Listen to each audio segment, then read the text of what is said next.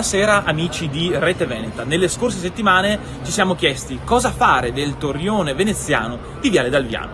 Abbiamo aperto un questionario, si poteva votare sulla pagina dei Liberi Pensatori e su quella degli amici Rete Veneta. Il risultato era importante, la maggior parte dei vicentini voleva che in quell'area fosse realizzato un teatro all'aperto. Ma poi ci siamo domandati, e andare a portarlo anche dai commercianti? Ebbene, l'abbiamo fatto, abbiamo portato, come se non vi ricordate, dei questionari cartacei dove i cittadini potevano mettere la loro preferenza. E udite udite, il risultato quasi ribaltato, ovvero che permane l'idea di un teatro all'aperto, ma anche quella di un museo sulla storia delle mura di Vicenza. E quindi in queste settimane ci diamo come obiettivo quello di mettere a sistema le due informazioni e poi di portarle a chi di dovere.